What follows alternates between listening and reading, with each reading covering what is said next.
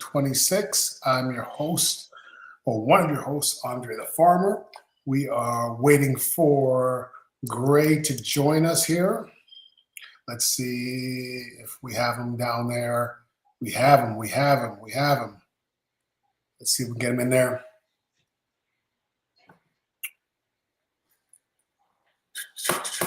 This thing is sometimes kind of slow. There we go.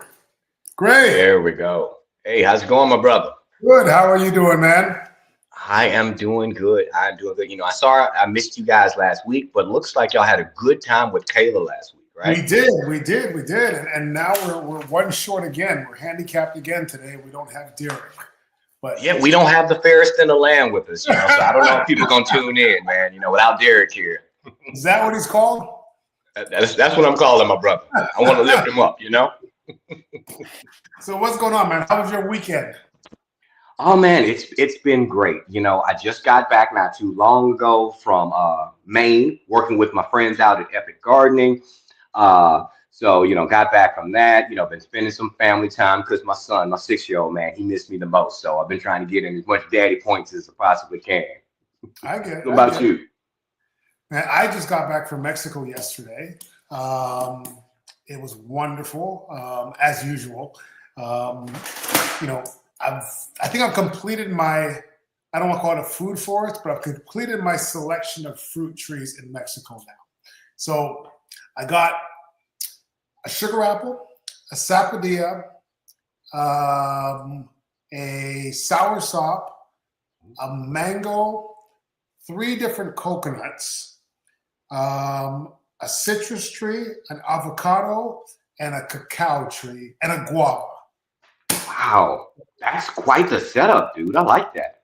I'll tell you what, I don't have much space. It's not a big yard. I'm talking like the total property is probably like an 1/8 of an acre, and the house takes up like 90% of it. The pool takes up 10% of it. I've got like barely any room, but we're making it work.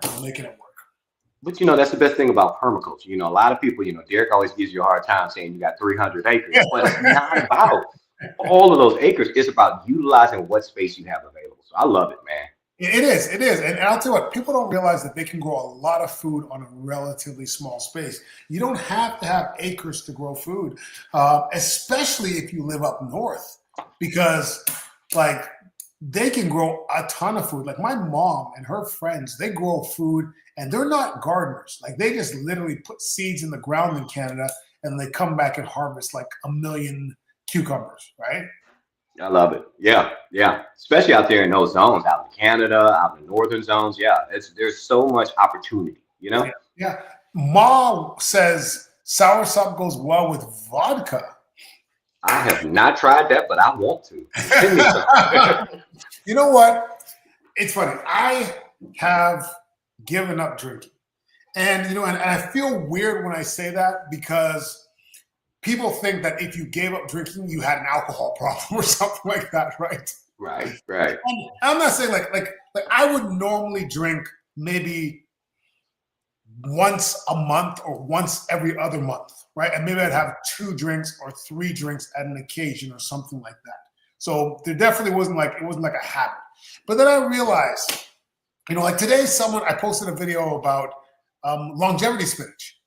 Mm-hmm. And someone in the comments said, well, why don't you cover it up and grow it in a greenhouse? Because all the pesticides and chemicals in the air are going on it.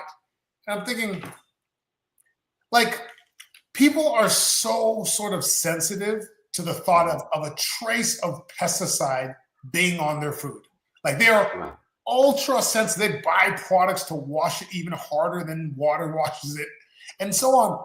And yet, alcohol is a known carcinogen, and they literally drink it right from the source. Literally, they're worried about a trace of a possible carcinogen, but yet they drink a literal carcinogen all the time. And not that I'm anti-alcohol. I'm not gonna say I'm never gonna have a drink again ever.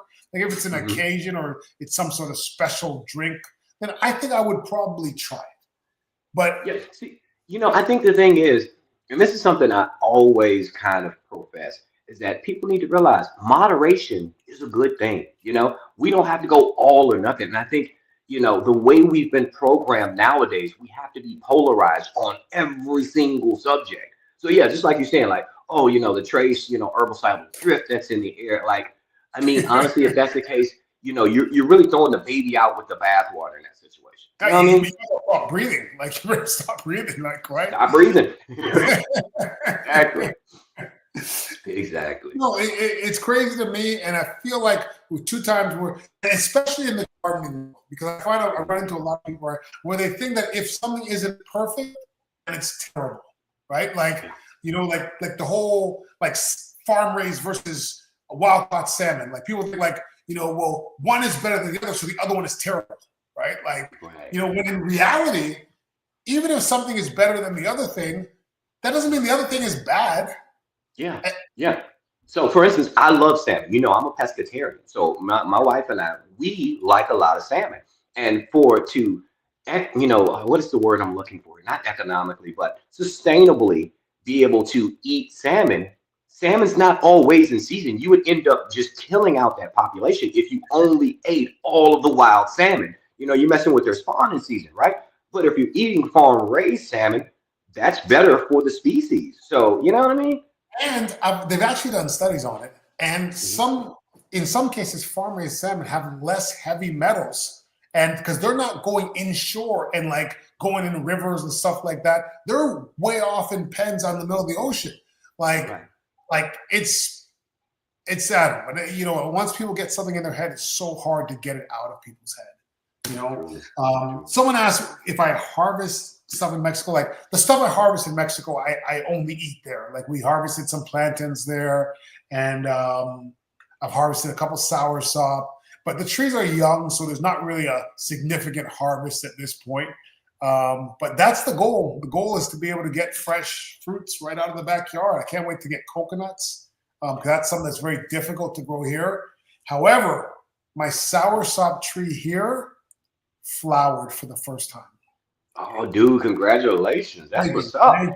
I am so excited because I have never seen a soursop flower this far north. I've seen it in Kissimmee, which is only like 20 minutes south of me. But this is the furthest north I've seen a soursop in the ground flower. So we'll see if we get any fruit. We'll see. That's good. That's good. You know, it's an investment, though. You know, and we got our friend here from Melbourne, Australia. You know, I love it. The fact that they're here every single week. I love it. Love that dedication. But yeah, it's an investment. You know, that's what gardening, permaculture, it's all about. It's investment in your future. You know, we can't hit that easy button. We gotta, you know, spend that time to cultivate that land, cultivate that soil, and get what we need. You know what I mean? Now, Giovanni said something here. I'm sorry, I don't want to derail us here. Okay, yeah. But it's hard for me to let things just go. Right? He said farm salmon are ordered by flesh color, and I think what he's referring to is the anthocyanin, or it's the pigment that makes the salmon flesh red. Now, I grew up in Canada, or it makes it pink. I grew up in Canada, and the salmon that come in from Lake Ontario and run into rivers, they're not pink. The meat is regular fish color, blah, right? But in the salmon that are like in the Atlantic and such, they eat shrimp that have anthocyanin in them. That's what makes them pink. So when they're in the pens and they feed the salmon, they add anthocyanin. I might be saying that wrong. Anthocyanin, whatever it is. They add that to the feed because that's what they naturally would eat. And that's what makes them pink. So it's not like they're dyeing the salmon. They're just giving them the food that they would normally eat, which normally makes the flesh pink. Right. So it's like me living in zone 8B and growing pineapples, right? Pineapples don't normally grow in my zone, but I'm going to, in my greenhouse, create those same conditions they would have in the tropics so that they can grow here. So it's the same principle, right? And they're not bad pineapples because they're not growing where they're supposed to grow, right? They're still good pineapples. Yeah. Now, we had another question. What's the best pesticide, someone asked? That's an interesting question. Best pesticide. I'm going to lean, when it comes to pesticide, I'm going to lean on companion planting first. You know, it's all about, you know, when we come to gardening, it's all about trying to create that whole ecosystem, right? And if you have enough of your pesticide, now, again, I always say this: companion planting isn't an end all be all. It won't mean you won't have all of your pests gone, in a snap, right? But by establishing those crops that can, one, provide, food for your pollinators, but then also, drive off of a lot of your pests. That's what I go with first. And that's why I'm gonna say it's gonna be the best for me.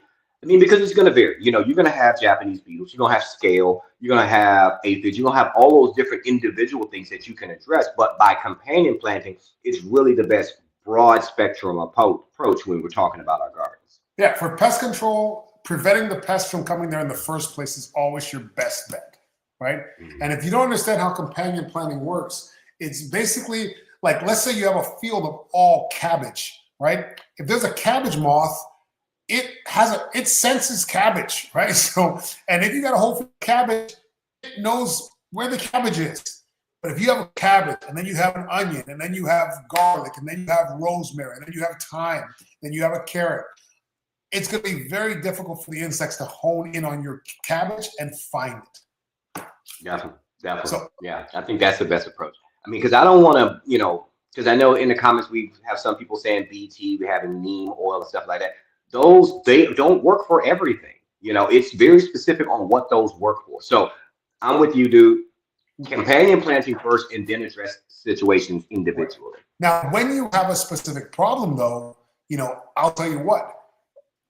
They also become trap crops. Yep, that's great. My thing is, my first line of defense is usually going to be something like neem oil, something very sort of basic and organic and natural. I'll probably start with neem oil, especially if it's something like aphids or something like that. Mm-hmm. Yeah, aphid, neem oil or insecticidal soap, like you said, something organic, right. Something basic. And Yamadias over there said, they on YouTube said that they definitely incorporate a lot of companion planting too. So I'd say like neem oil, insecticidal soap, and then I think like when those things aren't really getting it done, then for me the next thing is probably for like my soft-bodied insects, BT, which is Bacillus thuringiensis. I think that's what it is. Good luck saying that. I'm not going to do it. I'm going to mess it up. I'm not going to do it. Bacillus thuringiensis or something. I'm pretty sure I'm pretty close to it right there. And that's basically an actual bacteria that actually just infects the soft-bodied insects and kills them that way. So hold on. Now, if you have a specific problem, like for example, I had lychee mite on my lychee tree. And it's a new problem here, and none of those other things worked. I tried all those other things. So eventually I had to use a sulfur pesticide to actually I had to defoliate the whole tree, spray it down and let it regrow brand new. It actually worked. Everything's healthy now. But sometimes you get special pests that are, you can't get rid of the thing sometimes organically. So sometimes you have to do something a little bit more. And that's in the comments. Oh, sorry, go ahead. What? No, I said in the comments, somebody said, what about coffee grounds and wood ash? Coffee grounds, not really for a pesticide. It's not really going to do anything for you as far as pests go. And then wood ash, wood ash, again, not really as a pesticide. Wood ash can be used to supply potassium to your soil. But be careful with it, because wood ash is known to drop the pH of your soil. So if you're doing something, you mean raise it. Raise it. That's right. Thank you. I always inverse those two. Yeah, you're raising your pH. You're going more alkaline. So like if you're doing fall crops and you're doing like collard greens or spinach or something like that, or your brassicas, of course, they'll be okay with the higher pHs. But if this is, spring planting and you're doing a lot of your annuals, you don't want to drop, you don't want to raise that pH up too much with that wood ash. So just be careful and maybe even test your soil after the fact. Now we are not keeping everything in line here, but one of the things I wanted to talk about was how we keep our tools healthy and clean. Retain spray. Retain is a lubricant, a disinfectant. So a lot of times I do a lot of grafting, a lot of air layering, and this is great for keeping your tools clean. It's all natural, it's organic, it's got oregano oil, a lot of good things. You get on retainspray.com. You can also get on Amazon, on Walmart.com. And this stuff is amazing. It smells good, keeps your tools clean, and it lubricates them as well. So when you're grafting or you don't want to carry disease from one tree to another, Retain spray. Check it out. And one of the most active ingredients in it, and I love this, is oregano oil. Right now, I'm nursing a cold, and my wife keeps giving me these shots of oregano oil, which tastes horrible, mind you. But she keeps giving me these shots of oregano oil, and every time she gives me a shot, I'm like, I just need to drink some Retain spray. Yeah, no, don't recommend drinking. I don't do it. No. But yeah, it's 100% organic, and yeah, or oregano oil. So it's great for your tools. So there was another question here. Someone asked, what's the easiest tree to grow and maintain? I think that's kind of zone dependent. In your zone, what do you think is the easiest tree for you to grow and maintain? I'm going to say mulberry. Mulberry, hands down mulberry, because it's really one of those set it and forget it kind of trees. Once you get it out there, it's drought tolerant. And yeah, it can adapt to the soil conditions. But yeah, once you get it out there, get it established, you're good to go. You know, so yeah, mulberry is going to be my pick. Mulberry is pretty much a weed. You know, like basically. It's just a big woody weed. Yeah, mulberry's pretty good for me.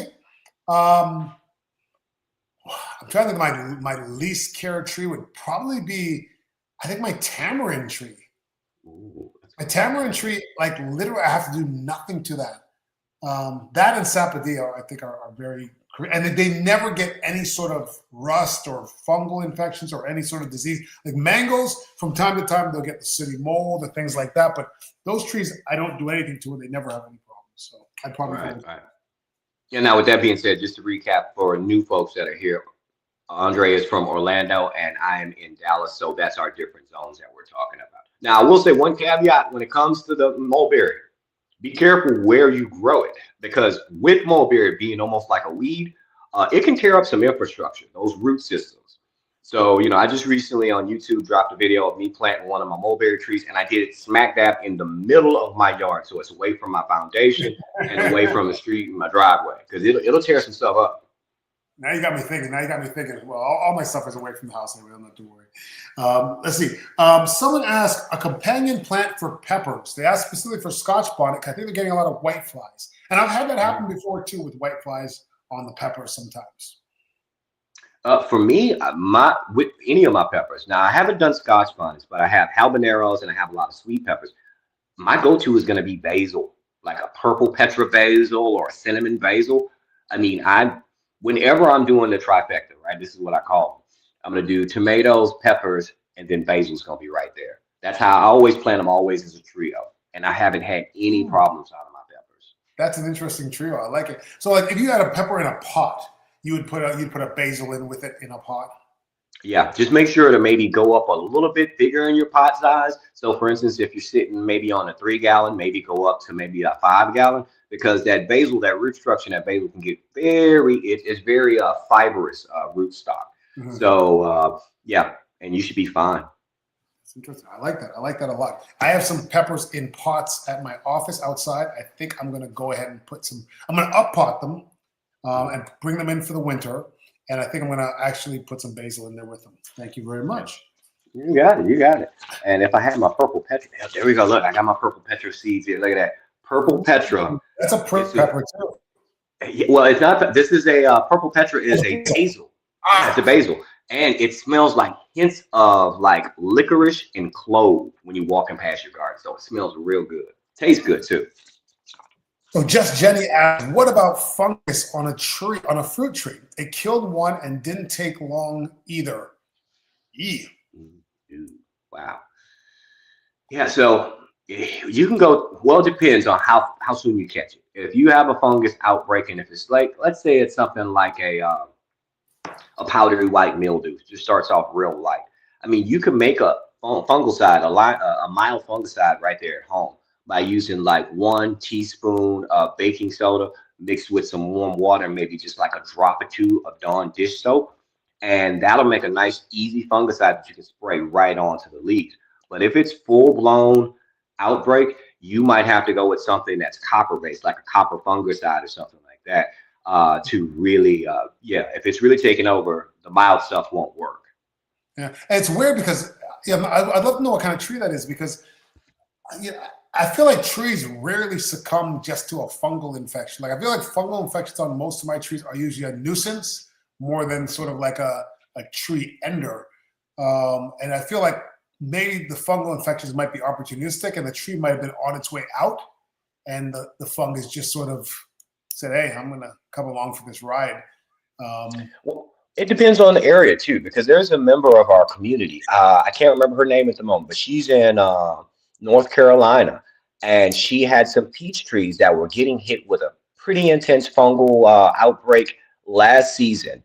And I want to say that it was from the other trees that were in her area. It was spreading the fungus to her trees. I can't remember what fungus it was, but we had a conversation about a year ago. I would say with peach trees, I agree with you on that because peach trees kind of tend to have that sort of like, I don't know, like they get the holes in them and then the sap starts coming out and then they, Yeah.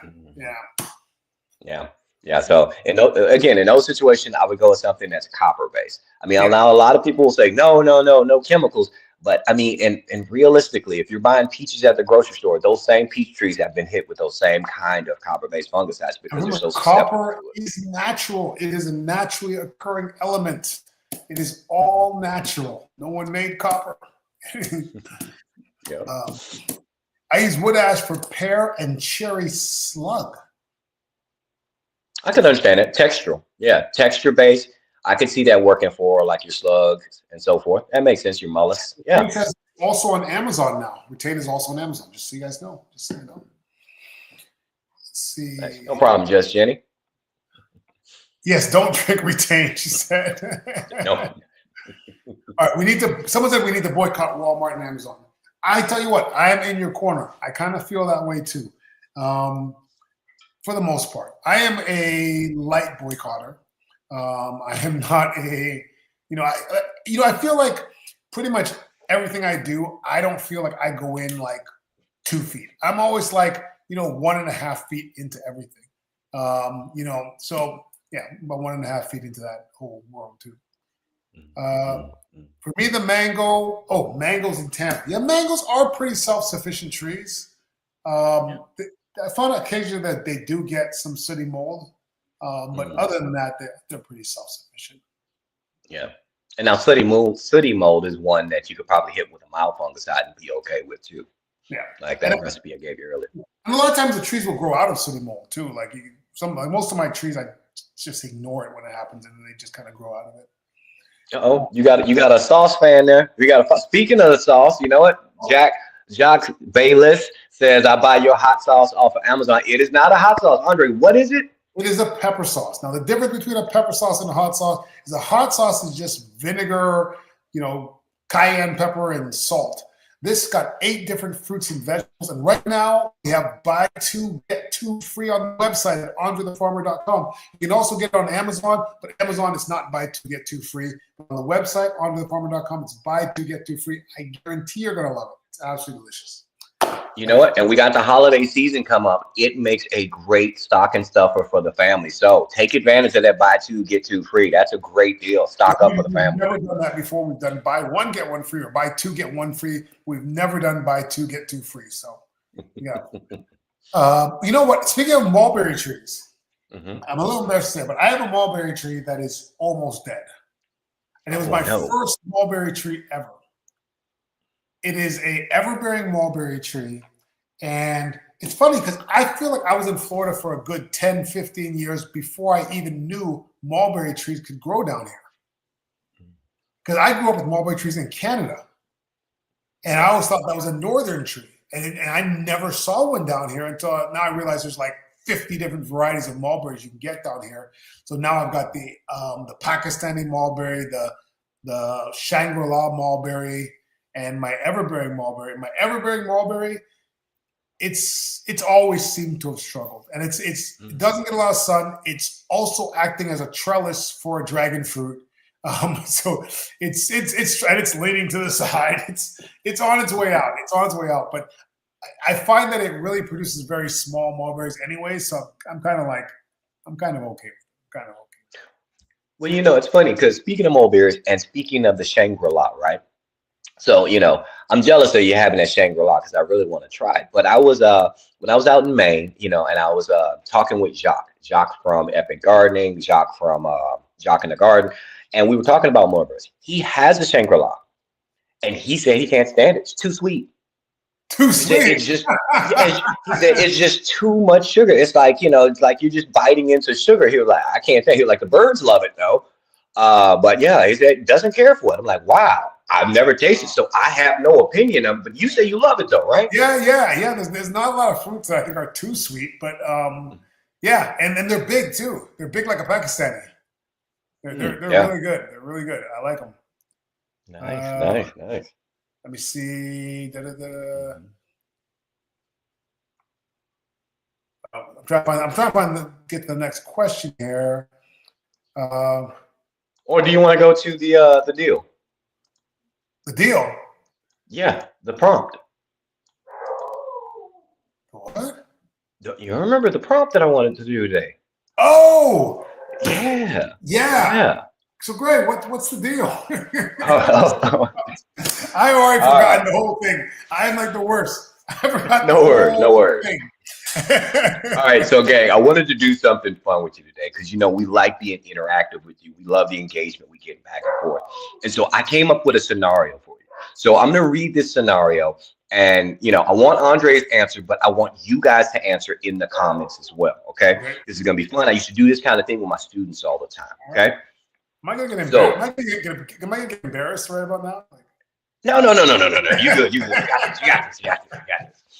All right. So because we're right around the corner from Halloween, right? Like Halloween's right down the street. I decided to go something Halloween themed, and we're gonna go with Harvest of the Dead. Okay. So I'm gonna set up the scenario for you. Let me get my reading voice on. Harvest of the Dead. Of the Dead. Okay. All right. Yeah. All right. So here we go. This is a zombie scenario, so make sure you pay attention, guys. Here we go. For weeks, it was just the roar of the engines and the constant gnawing fear. The world had ended, not with a bang, but with a groan.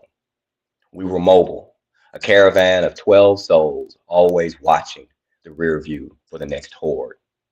The fuel was starting to run low, and so were we. But then we found it. Tucked away in the pines of North rural Louisiana, a sanctuary, a 1-acre farm hidden by trees and protected by 12-foot walls of solid concrete. We drove our vehicles inside, the engines falling silent for the first time in what felt like a lifetime.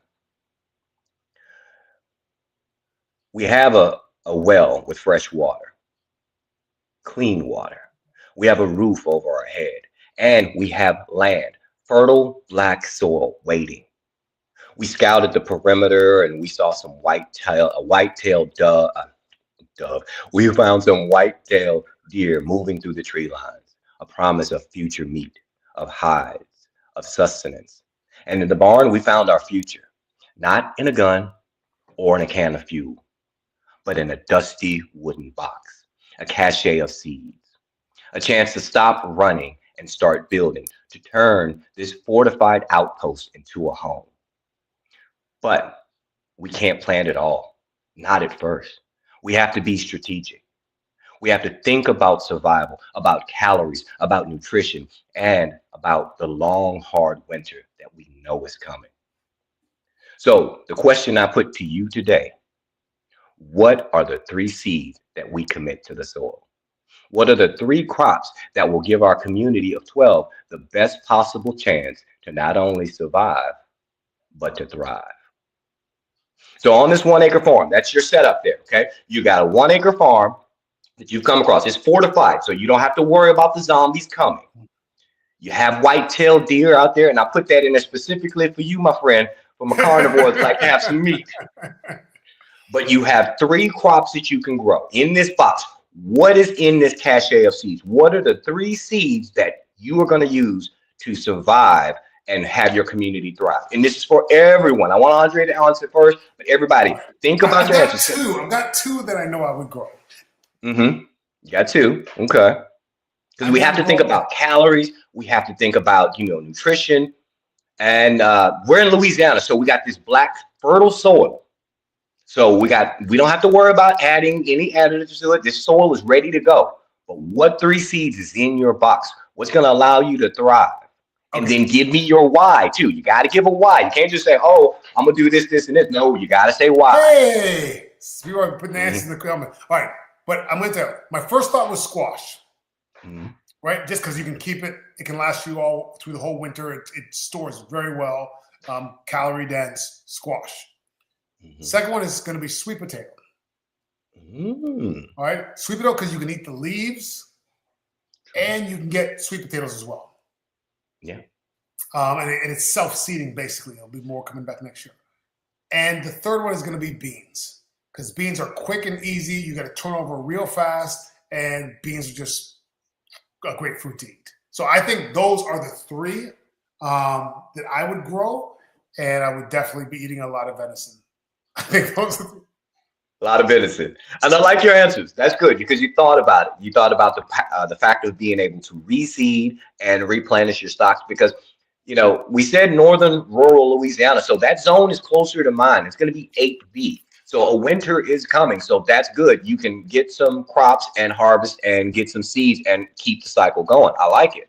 Yeah. And I also feel like, you know, like those are bulk foods that you can get you a lot of calories, and you can also get a decent amount of protein from the beans. So even if you don't have a whole lot of luck with animals, I think that that's pretty good. Let's see what some of the comments. Let's see what some of the people said here. Well, I want to take one.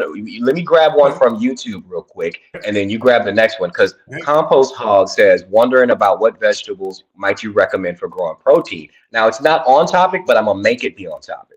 They say that they are living in Dallas. So I'm going to say the first one you mentioned, beans, that's a great one for protein. It's a great source of protein. Being a pescatarian, I eat a lot of beans in this house. It is that magical fruit that makes you toot, you know. But we eat a lot of beans over here, so that's a great one for protein. So yeah, all right, you go for the next one. Okay, now Kiki said corn, potatoes, and sugarcane. You know, I don't know how much value sugarcane is going to have. You know, other than sort of like a candy snack sort of thing. Like, I'm not sure that's helping you survive necessarily. But no. I'm going to help them out because I think I know where they're going with this. Because sugarcane, yes, you can get the sugar, but you can also use that sugar for fermentation purposes and make alcohol. And I'm not talking about for consumption. I'm talking about for medical purposes, right? So if you need some alcohol to clean up wounds and stuff. So I could see sugarcane. Okay, I can see it. All right. If you're gonna make some, if you're gonna be a moon, what's it? Make some moonshine. Make some shine. Someone said potatoes, peppers, and cabbage. Potatoes, peppers, and cabbage. Okay, yeah, cabbage. You're gonna get a lot of vitamin A, vitamin E out of it. Yeah, so that's good. And cabbage, you know, sticks to the belly too. That's a good belly filler. Okay. I'm just not sure the yield. I guess you probably do a lot of cabbage. How storable is cabbage? I guess you can maybe ferment it or something like that. Yeah, like if you ferment it going back to the sugar cane, right? That sugar cane. Yeah, because I mean, you got to think about it. This is like a post-apocalypse kind of. Think of what is the show that everybody watch? Walking Dead, right? You're not gonna be able to freeze it or anything, right? What's up, Corey? Yeah, no, that's good. All right. Greens, potatoes, and oranges. I don't know if oranges are going to work out because if you have a seed of an orange, you're like 10 years away from an orange, and they're probably going to be not the best oranges in the world. And then plus the zone, it won't sustain the winters. You know, if this is just your regular run-of-the-mill Mandarin orange or something like that, it's not going to withstand those winters. Yeah. But I like you guys are thinking. And I think everyone says potatoes. Like I was thinking potatoes at first, but then I thought sweet potatoes because of the leafy greens that you can eat as well. That's why I kind of wanted the sweet potatoes. Yeah, because I like the idea of potatoes. I mean, it is a good starch, and starches are good for you. But you know, with that being said, let me give you my 3 because my 3 is actually not that far from yours. Okay, so I say I'm gonna go with corn. Okay. All right, and you're gonna understand where I'm going with this. Then of course beans. We're talking about our kidney beans. More kidney beans than pinto beans. I'm saying, yeah, I'm gonna go probably kidney bean. And then after that, squash, because I'm doing the three sisters. Three sisters. But let's go back to that corn though, because think about it with that corn. You have so many uses out of that corn. I know a lot of people say that well, corn doesn't have a lot of nutritional value, but there's so many things you can make with that corn. You can make your corn meals. You can make breads. You can grind all that stuff down. There's a vast opportunity to make some corn tortillas or something like that. So, I mean, you have opportunity to use that corn for a lot of things. And with the bean, of course, like we said, for our protein, plus that's our nitrogen fixer. And then again, or our squash, that's going to be our warm meal filling our belly. And then we got a cornucopia of seeds that we can harvest. I'll tell you what, I kind of like the corn. I'm torn between the corn and the sweet potato right now. I'm kind of torn, but I like it. I think it's a good choice. Most people made a really good choice. Someone here said garlic for medicinal, legumes for fiber and protein, and potatoes. That's not bad. I don't love the garlic. I feel like garlic is a bit of a luxury item. I feel like I only got 3 foods. I don't know if I'm gonna make one of them garlic. Right. Yeah, because I mean, if that's supposed to sustain your whole colony, like, all we got is this garlic to eat. You know, the squash and the corn isn't ready yet, so we eating this garlic. I don't know about that. Yeah, and the thing about the sugar cane too is it may not survive the climate. And if you're planting it from seed, you're a couple years away from getting any sugar at all. Yeah, that's true. Very true. Very true. I didn't factor that in. That's a very good point. But talking about the time of year and everything, going back to the question we had over here on YouTube, another good protein source to consider is maybe your spinaches too, because your spinaches would do well in that northern Louisiana fertile soil. With the cold temperatures coming in, it would do okay, and it's a great source of protein. So yeah, spinach is a good one as well. Yeah.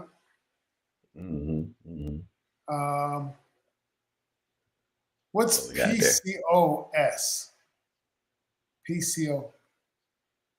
Is that supposed to be? I'm not sure. Said I have PCOS, so it's to keep me from going into diabetic coma. Okay, she needs a sugar. Okay, I get it. Gotcha. I get it. Makes sense. Okay, yeah. You're taking consideration some of your health concerns. No, we understand that. That makes sense. But the fact that you thought that out, yeah, nice. Okay. Also, pumpkin, you can eat the leaves as well. Apparently, I didn't know you could eat the pumpkin leaves. True. Yeah. I didn't eat the flowers. Yeah, I'm not a big fan of pumpkin. I know this is. With Halloween right around the corner, it's sacrilegious to say it, but I am not a big pumpkin guy. We'll carve some up and stuff like that, but I am not a fan of pumpkin pie. Give me sweet potato pie all day long. I'll tell you what, though. When I was in Dominica, we had pumpkin soup. Unfreaking believable. I've never liked pumpkin. I've never even tried pumpkin soup because it looks gross. But I had it in Dominica. 2 different places or 3 different places, I can't remember, and it was amazing every single time. Yeah. Also, potato greens. I think they mean sweet potato greens. I hope they don't mean regular potato greens. Right. All right. And our friend on YouTube, Lamadea, says Three Sister Gardens is not just nutrition packed; they also store well and work well together and save space. Yeah, that's why Three Sisters work so well. You're absolutely right. Because if we got this zombie apocalypse scenario going on outside, you don't have to worry about trying to figure out where you're going to be storing all this stuff. You can keep your community, kind of together. And it does make a lot of sense. I'm moving more towards the Three Sisters and away from my sweet potatoes. I think the Three Sisters might be the way to go for this because of the versatility of corn. I think that's well. Dandelion wheat is medicinal as well. Yeah. I've come to realize from gardening that pretty much every single plant is medicinal for something.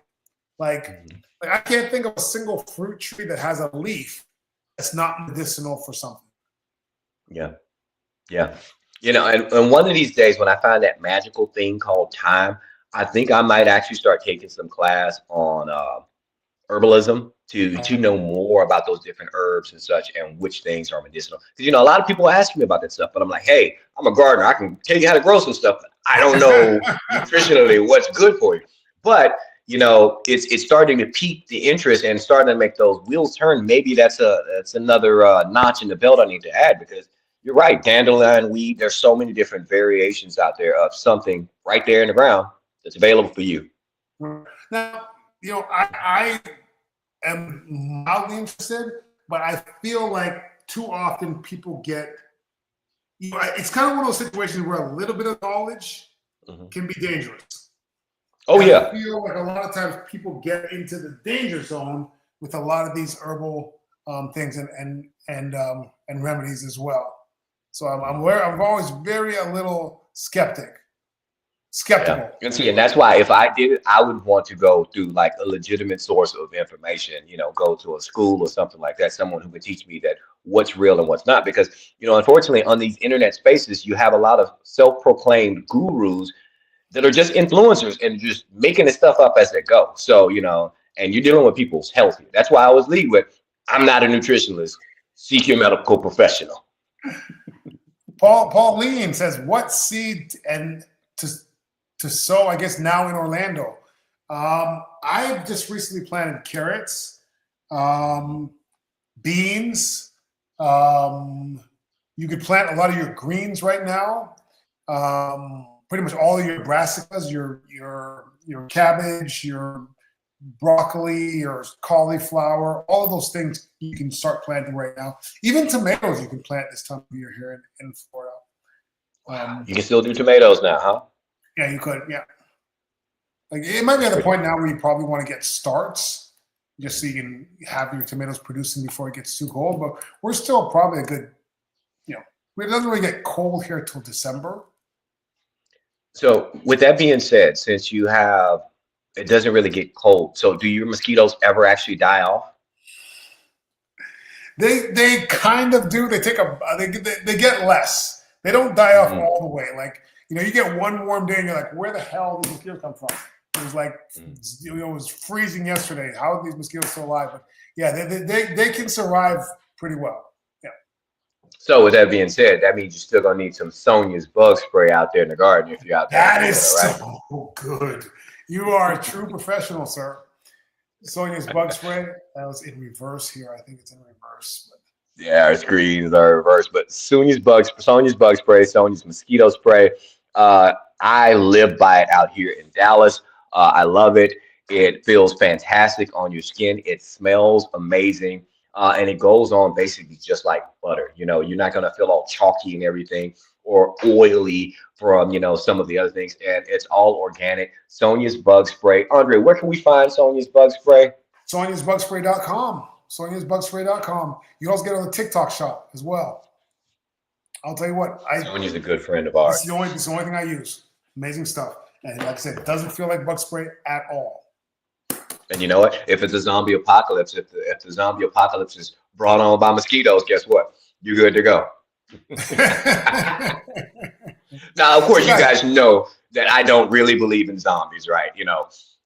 We know the zombies cannot be real. Animated flesh cannot come back. But it was just a fun scenario. So I just want to say that. I don't want people to think. I like it. I think it's a good scenario. I had a question for all the people out there. Like, one of the things that we like doing on this podcast is debunking gardening myths. So I was wondering, what do you guys think is the gardening myth that maybe you believe in still, or you have doubts about, or that you learned was a myth? You're trying to start some fights out here. I'll go first. Mine was banana water.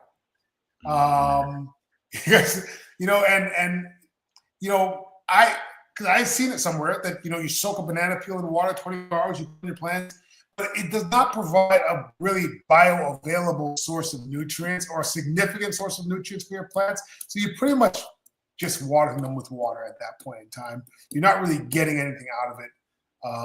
So I learned that. And, when you learn new information, you got to change your positions. Yeah, that's it. And, that's the thing. Sometimes in life, I think as a part of the human condition, we get so ingratiated and so ingrained, that's the word I'm looking for here, in our ideals, and we don't want to change our mind. But that's a sign of higher intelligence that, hey, you know what? I found out new information. I was wrong about something. Let me redirect. Let me change my mind on it. So thank you. But yes, no, banana water. Oh, someone said that cayenne pepper deters rabbits. I think it can have an effect. Anything that uses its sense of smell, I think it can deter it, but it doesn't last very long. That's the only thing. No, you would have to go with something that's more like a pepper flake, something that would stay around for a while. But after a nice rain or after a good wind blow, it's gone. I'm gonna tell you what it didn't work on. It didn't work on the raccoon and the cats that's been visiting my garden every night. They was just like, you seasoned these greens up real good for us. Appreciate you. All right, here's one. Is rainwater a thing? Oh yeah, totally. Rainwater's a thing. Yeah. What's your thoughts? Well, I'll tell you what. I recently heard that rainwater has more nitrogen, like in it. I guess not in its actual, it's still H2O, but there's nitrogen trapped, I guess, from the atmosphere when rain falls, and it also kind of almost fertilizes your plants from the rainwater. Yeah. And then another great thing about it is that rainwater. Now, of course, this depends on your area because I had a lot of folks debate me on it. It depends on your area and what you're around. But for the most part, rainwater is going to be naturally a little bit more acidic than your tap water. Your tap water has calcium deposits and things like that in it. So it's going to be more alkaline.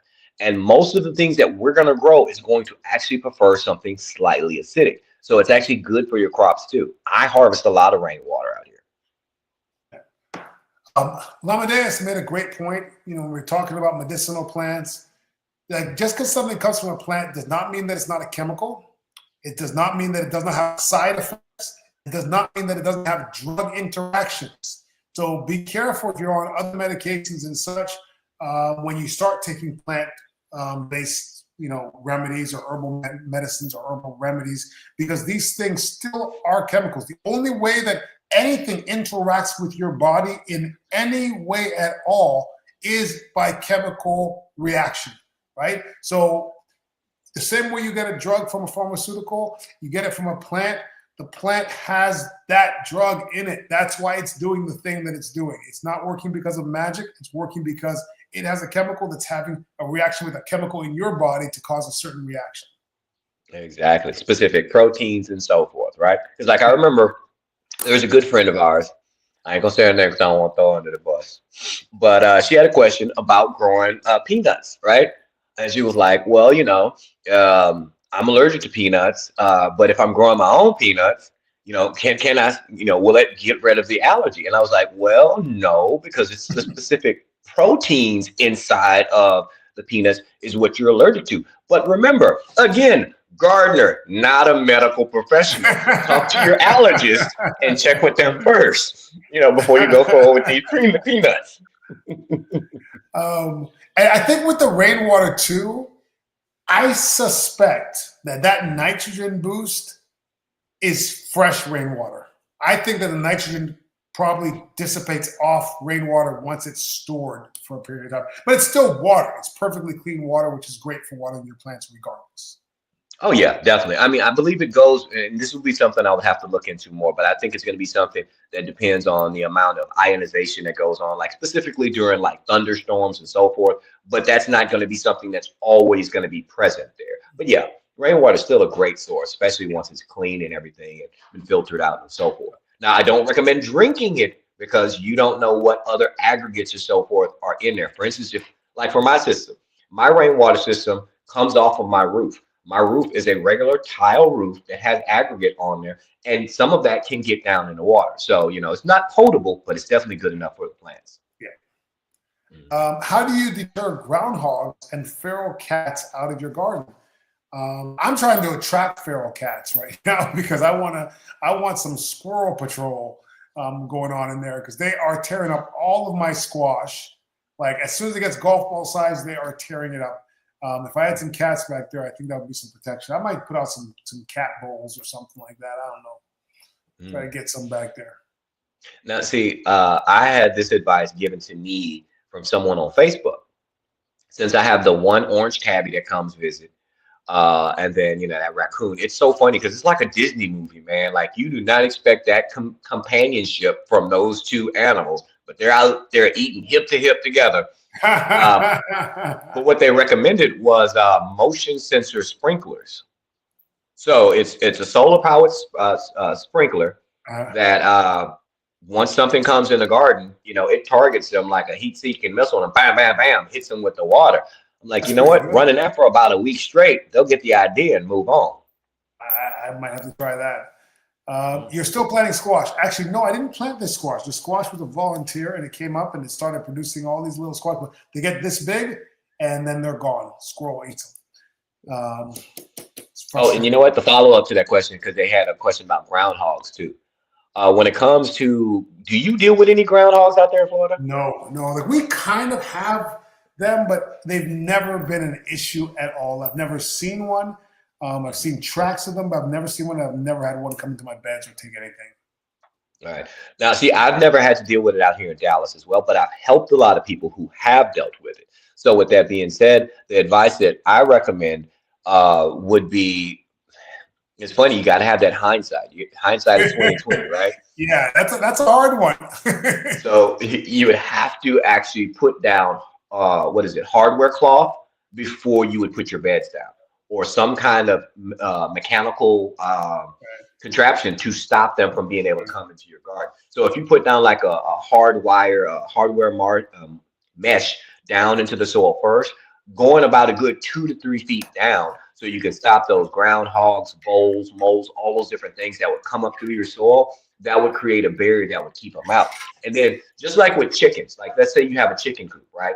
When you build a chicken coop, you also put that kind of metal down around the coop to stop any predators from crawling, kind of scurrying in and digging up underneath it. I would do the same thing with my garden so that I'm about 2 or 3 feet out further than where say I have a 4x6, right? So if I have that 4x6 garden, I'm going to go maybe 3 feet further than that just so I can make sure that they can't dig anywhere around it.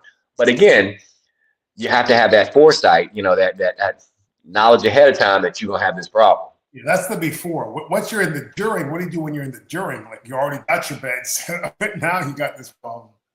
Well, there are traps that you can actually dig down and put into the burrows. And I'm going to say, guys, it's not a pretty sight because it'll kill them. But there are traps that will actually catch them by the neck that you can actually dig down and put down in your soil.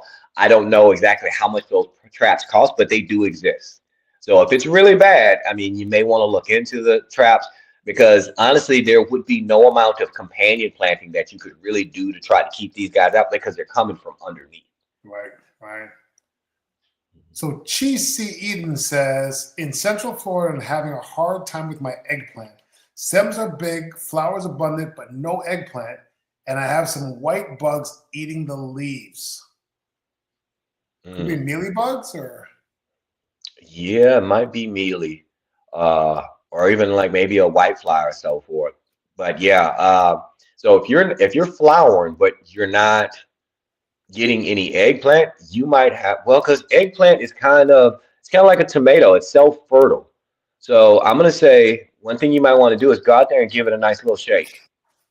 Like Next time you seriously, see go some out there. flowers on there.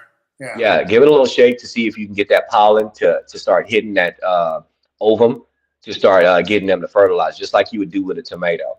But yeah, as far as if we knew specifically what your pest is, yeah, I would definitely say it's airborne. So I don't know if insecticidal soap will work in that situation. What do you think? I would start with insecticide soap. Yeah, I got my first go-to on that. yeah. Start there and work your way up to seeing how it does. Monitor, of course. Okay. It's also in a greenhouse. Oh, in a greenhouse. Okay. Yeah, definitely start with some insecticidal soap for sure. If you're in a greenhouse, I mean, that's a contained situation and see if you have any nests or anything in there.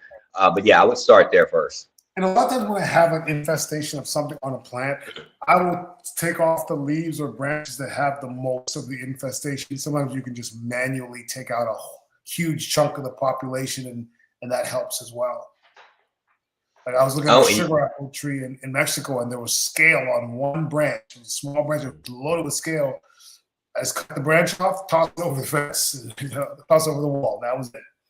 Nice. And you know what? With that being said, seeing as how you're in a greenhouse, you may want to pull that eggplant out of the greenhouse, maybe take it to a garage or somewhere that it still be warm enough to support it, just to kind of isolate it so that potential insect spread doesn't spread to everything else inside the greenhouse as well, isolated until it's treated. Yeah. Mhm. Now, Mhm. what is something that or advice you can give for people if they want their plants to thrive? Well, especially if this time of year you're trying to get your leafy green growth, I would recommend one of my favorite companies, and that's Thrive Roots. Thrive Roots is an Armory listed soil amendment and root booster, and it has been doing wonders for not only my fruits and vegetables, but also my ornamental plants as well. I use Thrive Roots because the beautiful thing about it, Thrive Roots gives you access to fertilizers that are already in your soil. So I know a lot of times we talk about different fertilizers and so forth. I'm one of those, I don't like to fertilize too heavy because you can burn your plants that way. Thrive Roots is going to stimulate your soil so that you can use what's already there, give you that availability. And as you can see, this greenery behind me back here, they're all been given Thrive Roots. I'll tell you what, I need to get some more Thrive because I'm out of it. I brought it to Mexico and I used it up. I need to get some more. So Gwen asked about yeast fertilizer. I've heard of it, but I've never used it. No.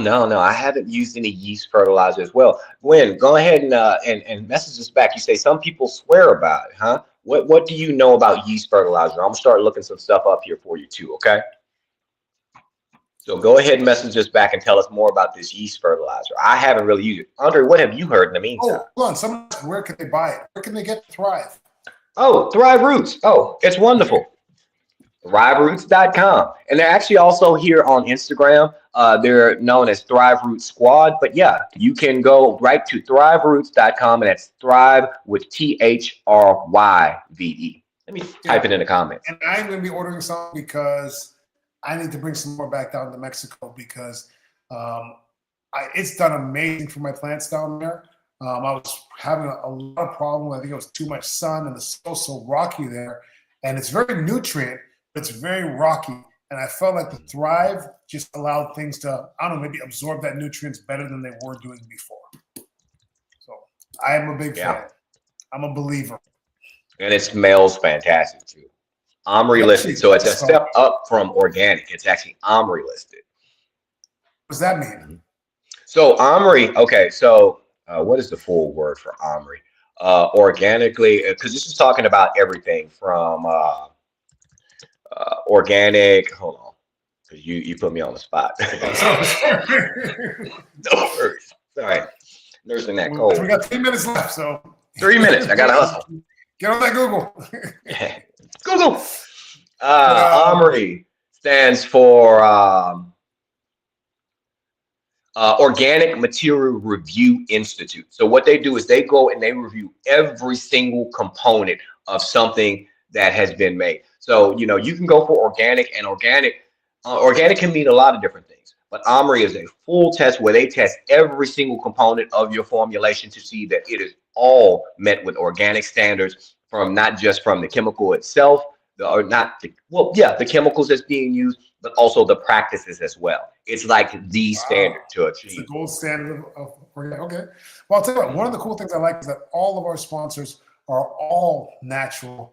We've got the all natural Sonia's bug spray, the all natural Retain. We've got the all natural sweet and spicy pepper sauce, and we've got the all natural Thrive. So and we didn't specifically look for sponsors that were all natural. It just happened that way. I don't know if we're just very natural guys or something like that, but it kind of fell in our lap that way. But guys, that is pretty much the end of the show today, guys. Enjoy that, like button, subscribe, share. The replay is going to be, the whole show will be on my YouTube page and on my Instagram page as well. I think it's gonna be on Gray's as well. So it'll be on all of our pages. Usually Derek is here as well, the chocolate botanist. He will be back here next week, but the show time going forward is Tuesdays at 7 p.m. A little bit earlier was before, and a different day. But thank you guys for watching. Really appreciate it. Gray, did I say? Yeah.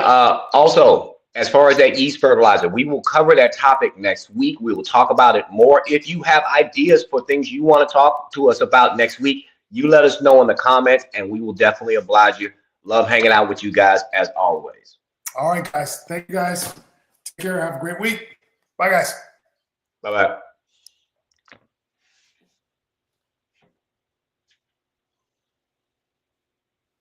All righty. You there? You there? Can you hear me?